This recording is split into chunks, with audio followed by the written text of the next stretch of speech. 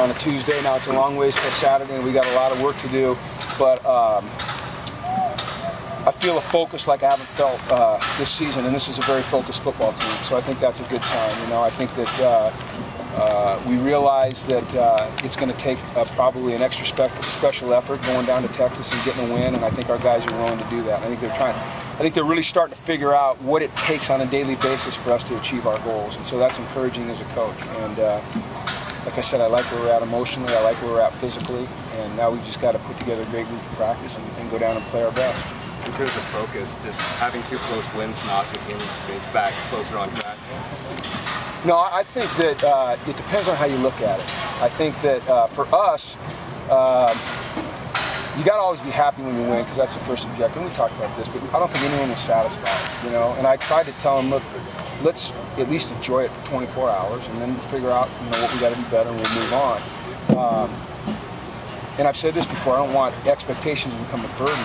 Knocking us back on track, no. Maybe just, you know, refocusing a little bit, you know, getting back to the roots of who we are. You know, we're an underdog. That's who we are. We like it when people doubt us.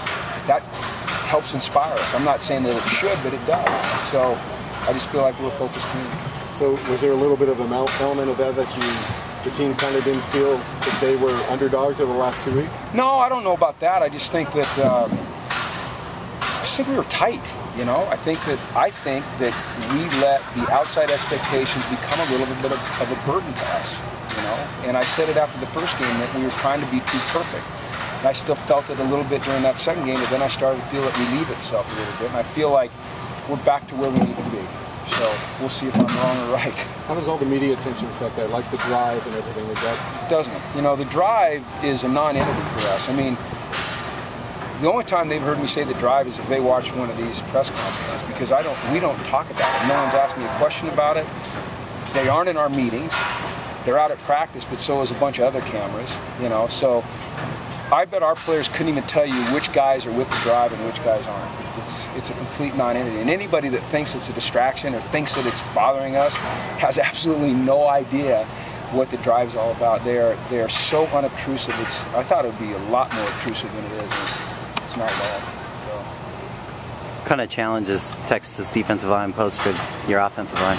Well, you know, Texas as a team is just very talented. I mean, this is a team filled with, you know, the best players in Texas, which is known as one of the best football states in the country. You know, that's the reputation they have. These are the guys that were the most coveted high school athletes out of that state. You know, they love to go to Texas, and you can see the ability on film. I mean, everywhere you look on that field, there's guys that are, you know, very highly regarded, very athletic, big, strong, physical, fast, all those things. So it's not just their defensive line, it's their team that, you know, poses a challenge. Update on Randall's status after his evaluation? No, not yet. Mossy Johnson didn't get in the game much. Is he possibly going to probably see more time? I think that you will probably start to see a little bit more of 14. That's Mossy, and I think you might even see a little bit more of Jordan Lasley. You know, those guys are starting to figure it out. You know, they're starting to understand the speed of the game at this level, and they're playmakers that like to get in the game. We've got to, you know, be judicious in how we play them, how much we play them, what we ask them to do, because they still can be overwhelmed a little bit. But, you know, Mossy is a guy that can do some things, and it's up to us to get him in there when we can.